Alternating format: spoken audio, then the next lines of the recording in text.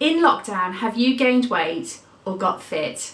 I decided I was going to get fit. So if you want to know how I lost 20 pounds in 37 days, carry on watching because I'm about to tell you how. Hi everyone, welcome back to my channel, and if you're new here, my name is Tracy and this is Tracie's Edit.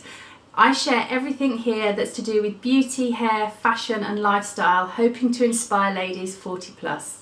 As I've already mentioned, today's video is about my weight loss journey and how I lost 20 pounds in 37 days during lockdown. I'm about to share with you my little secret. As I've already mentioned, my video today is going to be about my lifestyle change and how I lost 20 pounds in 37 days during lockdown. I said it's a lifestyle change because that is what I decided to do. I wanted to get fit. I wanted to utilise this time to make a difference in my lifestyle. So the main three things that I did was I started walking 5k every morning. That was the first step. Then I decided I was going to look into the ketogenic lifestyle. A lot of my friends have been doing the ketogenic lifestyle and I've seen some incredible results, but I've never been one for fad diets before, so I was a little bit skeptical. So I started to do my research. There's a lot of information out there, so I suggest that this lifestyle isn't for everybody. If it's something that you're interested in, if you just type in ketogenic or keto diet into Google or any other search engine, then you'll get a whole load of information come up. I'm just going to add a disclaimer here because in no way am I a nutritionist or a medical professional, so I'm only sharing with you how it's worked for me and why it's working for me. I did do a lot of research to make sure that it was going to be the type of diet and the type of lifestyle that I could do that would suit me. So I do insist that you do your own research just to make sure, because as I said, there's a lot of people that it's not going to be suitable for. If you're still unsure after doing your research, then I suggest you contact your GP and just make sure that this ketogenic lifestyle is for you. The third thing that I decided to do is I decided to cut out alcohol. I know everybody says, how have you managed to cut out alcohol when everyone's sitting around in the garden drinking in the afternoons? Well, I decided that that wasn't going to be me and I was going to make that additional change towards my lifestyle to getting fit. All three of these different lifestyle changes have attributed to my weight loss, and I know and I appreciate that the first 8 pounds that I lost, a lot of that would have been water weight. I don't really understand all of this because, as I said, I'm not a professional, so again, if it's something that you're interested in, then I would do your research just to find out a little bit more information about that. So I started 37 days ago, and I think the thing that was hardest for me was knowing that I had to cut out all the starchy carbs like pasta, bread, and obviously no sugar, rice and potatoes. So it's trying to find alternatives that don't have carbs in to add to your meals. So that was a bit tricky. The basis of my diet has always been high protein, low fat and low carbs. Trying to find high fatty foods without just going down the route of adding cheese and cream and all of those really nice things that we think of that contain a lot of fat. The idea is that you add healthy fats. So your options are things like nuts, avocados, salmon, olive oil, olives, so along those lines. So the idea is to substitute foods and make your food higher in fat content by using healthy fats and not processed dairy product fats. Obviously you still do include some form of carbs in your diet, but the carbs that we find are in all of our other fruits and vegetables, which I really didn't understand. Who knew that there was carbs in lettuce, peppers, broccoli, cauliflower, spinach, mushrooms? They're all quite high in carb content, but it's a different type of carb and it's a type of carb that your body still needs. What I did do was I found a really good app which I downloaded, and to be honest with you, if I hadn't downloaded the app it would have been really difficult.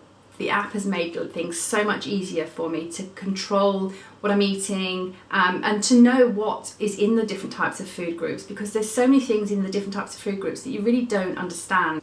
So the best thing that I would suggest is to go onto iTunes and type in keto app, and there's a whole load of different apps that will come up. So the best thing to do is scroll through those, find out which one's the best for you. They all do pretty much the same kind of thing. Add your height, your weight, your date of birth and your gender and your goal weight, and what that will do is that will work out your macros for you. Once it's calculated your macros, it will tell you how much carbs you're allowed, what percentage of carbs you're allowed a day, what percentage of protein and what percentage of fat.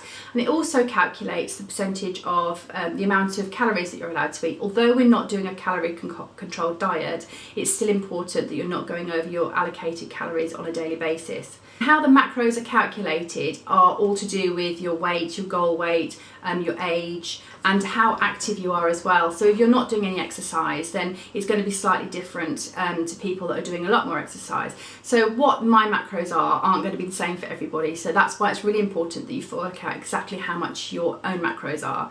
Because everyone's going to be different. I'm not going to go too much into that, and again, because I'm not professional, I don't really fully understand it. I've only know what I've researched and my experience from it. What I like to do is I like to input my food starting from my dinner, so I can calculate what my macros are going to be for my main evening meal, and then I can work backwards, and whatever I've got left, then I can choose what I'm going to have for my breakfast. What I have found with the ketogenic lifestyle is that I'm not finding myself hungry between meals, so I'm not snacking. However, if you do feel you need to have a snack in between meals, it's not an issue. As long as you calculate those in your macros, then it's perfectly fine. The best things that I would snack on that I've tried have been pecan nuts and olives and maybe a little bit of cheese and some Greek yogurt, and those are really good healthy things to snack on if you do feel the need to snack between meals. The other really important thing that you need to do is you need to make sure that you're drinking lots of water and keeping yourself hydrated.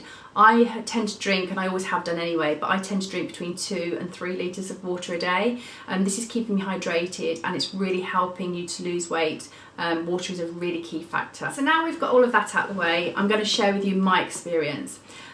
Since doing ketogenic lifestyle, I have felt so much more focused and energized. My head's a lot clearer. I'm getting up earlier, and I'm doing a lot more throughout the day because I just have really high energy levels, so it has made me feel really great. And obviously it's made me look and feel a lot better in myself, in my body. I've gone through my whole wardrobe and tried on all my old clothes again, so I've had a really good clear out and everything fits me, which is brilliant. So I'm really, really pleased with the results that I've got. I've gone down a whole dress size, and it hasn't even been 2 months yet, so I'm going to continue just a little bit more till I'm at my goal weight. Then once I've hit my goal weight, I am going to slightly increase my carb intake, just slightly. Again, working on my macros, but increasing just my carb section. I'm going to try and continue living the ketogenic lifestyle. I've got friends that have done it for about 2 years, and they live the ketogenic lifestyle permanently, just to keep the weight down. But because I'm not trying to lose any more weight, I'm able to increase my carbs slightly. I may even be able to treat myself to the odd glass of wine every now and again. I'm going to talk about my meals that I'm cooking at the moment, and I'm also going to share with you a video at the end of this that you can click on, and it will show you a whole day of what I've been eating during the day. It's because I'm cooking for a family. Rather than cooking 2 separate meals, I'm cooking for myself the same as everybody else, but instead of having the carbs like the rice, the pasta, the potato, I'm changing it up for something different. For instance, the other day I made chicken fajitas. I had exactly the same as everybody else, but I eliminated the tortilla. So we had the chicken, we had the peppers, the onions, I had guacamole, sour cream and cheese and salsa. So my meal was exactly the same as theirs without the tortilla, but don't forget we still have got some carb content in that because we've got the peppers and the onions, which are both quite high in carbs. So my carb intake was still in there, but it was the more healthy carb, and it was lower than it would have been had I had a tortilla. If you haven't already, please subscribe to my channel. Make sure you click the bell and it will notify you when I upload new videos. It'd be great to have you as one of my subscribers. If you are doing the ketogenic lifestyle, I'd love to hear from you. Maybe you can share some recipes or some tips. Please comment below. Or if you've got any questions, feel free to ask. Again, leave the comments below and I will make sure that I answer your questions. I recently did on my stories on Instagram a question about whether people had got fit during lockdown or gained weight, and then I said that if people were interested in finding out about the ketogenic diet, just to message me and ask me some questions. So I'm just going to read some of those questions out now. One of them is a typical food eaten in a day. I try to have something like some eggs for breakfast, whether it be scrambled or an omelette, with some protein, a little bit of protein, smoked salmon, a little bit of bacon, but not too much bacon because we're not going to eat too much processed meats. And then for an evening meal, again, I'll have something like chicken with some broccoli, some cauliflower, stuff the chicken with some mozzarella, some pesto, some sun-dried tomatoes. It's really tasty.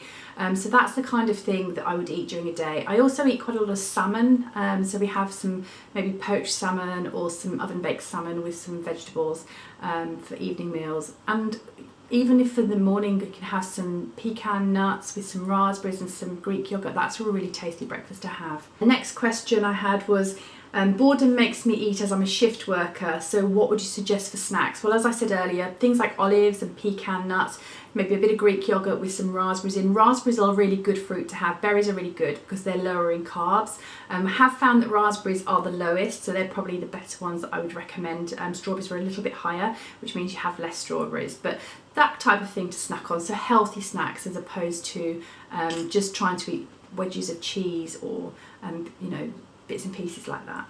The question I had is, if you were craving something sweet, what would you have? Now, I've worked out that you can have some chocolate, so if you have like 75% or 90% dark chocolate, you can have 1 square. Now that's quite enough to subdue my sweet craving, but again, I would have maybe some fruit, a little bit of fruit and some yogurt. I don't tend to crave anything sweet. I haven't found myself craving anything, to be honest with you, so it's been quite easy to do. The question I had was about seasoning. I do tend to season everything with garlic and chilli, but it's something that I've always done because those are the seasonings that I really enjoy. I don't use salt, I do use black pepper, so I would say you can season with anything, but if you are using garlic and fresh chilies, you do need to calculate those into your macros because they do contain carbs. If you want to see what I eat in a typical day, the video that's on your screen right now is going to give you all of that information, so click on that video and I'll see you over there.